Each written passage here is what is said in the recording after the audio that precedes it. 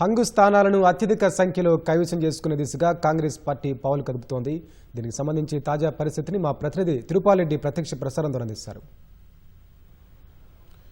వెంకటేష్, రాష్ట్ర వ్యాప్తంగా 116 మున్సిపాలిటీలు, అదేవిధంగా 7 నగరపాలక సంస్థల్లో ఈ చైర్మన్లు, అదేవిధంగా మేయర్ల ఎంపిక కార్యక్రమం కొనసాగుతుంది. అయితే ఇప్పటికే కాంగ్రెస్ పార్టీకి పూర్తి స్థాయిలో మ్యాజిక్ ఫిగర్ వచ్చిన 66 మున్సిపాలిటీలలో, అదేవిధంగా 6 కార్పొరేషన్లలో ఎలాంటి ఇబ్బంది లేకుండా, అంటే 72 చోట్ల వీళ్ళు కాంగ్రెస్ పార్టీ పూర్తి స్థాయిలో దక్కించుకుని చెప్పవచ్చును. ఇక మిగిలిన 38 హంగ్ ఏర్పడిన మున్సిపాలిటీలలో కనీసం 25 మున్సిపాలిటీలు కాంగ్రెస్ పార్టీకి దక్కుతాయని చెప్పేసి కాంగ్రెస్ పార్టీ అంచనా వేస్తోంది. ఆ మేరకు కసరత్తు కూడా గత 2 రోజులుగా కసరత్తు కొనసాగుతూ వస్తోంది.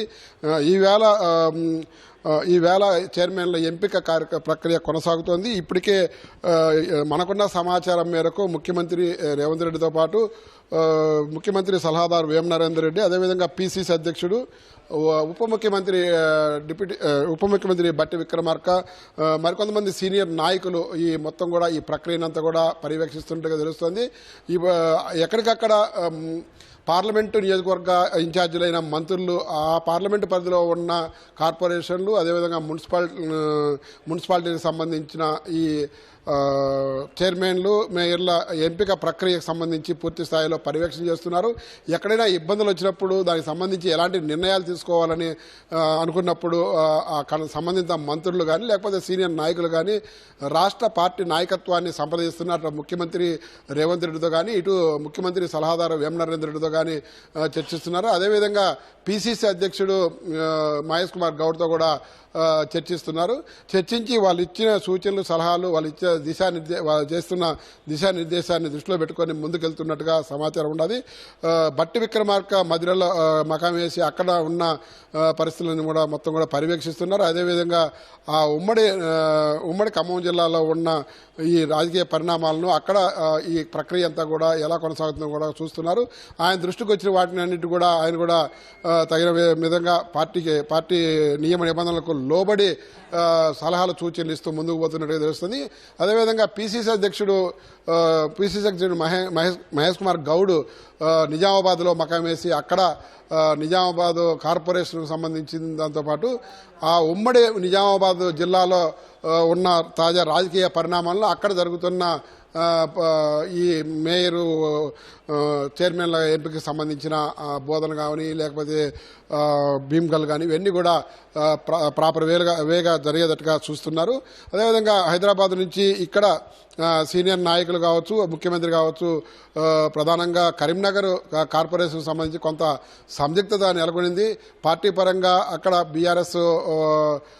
బీఆర్ఎస్కు సంబంధించిన సభ్యులతో మద్దతు తీసుకోకూడదని చెప్పేసి ఉన్నప్పటికీ కూడా బీఆర్ఎస్ స్వచ్ఛందంగా ముందుకొచ్చి వాళ్ళు మద్దతు ఇచ్చేటట్టుగా ఉంటే ముందుకు పోవాలన్న ఆలోచనతో ఉన్నట్టుగా కూడా సమాచారం ఉన్నది. దీనికి సంబంధించి కొంత స్పష్టత రావాల్సింది. ఇప్పటికే కాంగ్రెస్ పార్టీకి అక్కడ 25 సంఖ్య 25కు చేరింది. కానీ అక్కడ 34 సంఖ్య ఉన్నట్లయితేనే అక్కడ మేయర్ పదవి దక్కే అవకాశం ఉన్నది. బీజేపీకి కూడా 30 డివిజన్లలో బీజేపీ కైవసం చేసుకొని అక్కడ అత్యధిక పెద్ద పార్టీగా అవతరించున్నది. అక్కడ వాళ్ళకు కొన్ని ఎక్సెప్షియో సభ్యులు కూడా ఉండడంతో వాళ్ళు మేయర్ పదవి దక్కించుకోవడానికి వాళ్ళ ప్రయత్నాలు వాళ్ళు చేస్తున్నారు. అక్కడ కేంద్ర మంత్రి బండి సంజయ్ నేతృత్వంలో కొనసాగుతుండగా ఇక్కడ అధికార కాంగ్రెస్ పార్టీకి సంబంధించి మంత్రులు పొన్నం ప్రభాకర్, అదేవిధంగా శ్రీధర్ బాబు ఇద్దరు కూడా దగ్గరుండి పర్యవేక్షణ చేస్తున్నారు. ఆ డివిజన్లకు సంబంధించిన సమన్వయం చేయడం కానీ లేకంటే అక్కడున్న కార్యక్రమాలకు సంబంధించి మొత్తం కూడా పర్యవేక్షిస్తున్నారు.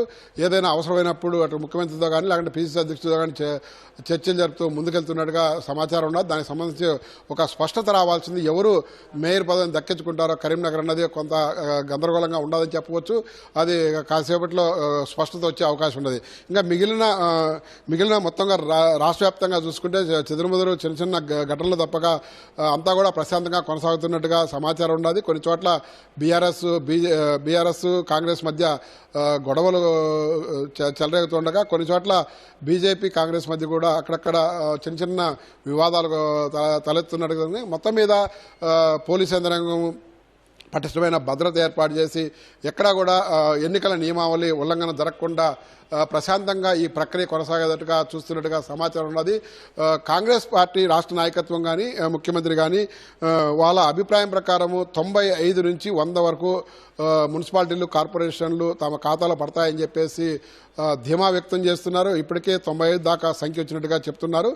మరో 4-5 కూడా కాంగ్రెస్ ఖాతాలో చేరే అవకాశం ఉండదని చెప్పి కూడా వాళ్ళు అంచనా వేస్తున్నారు. మొత్తం మీద మధ్యాహ్నం 1 గంట తర్వాత కానీ ఈ సంఖ్య మీద ఒక స్పష్టత వచ్చే అవకాశం ఉంది. మధ్యాహ్నం 1 గంట తర్వాత ఎన్ని కార్పొరేషన్లు కాంగ్రెస్ పార్టీకి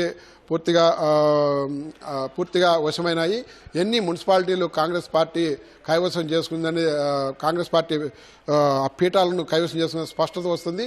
దానికి సంబంధించి మరి కాసేపు వెయిట్ చేస్తే కానీ మనకు స్పష్టత వచ్చే అవకాశం లేదు. Over to studio.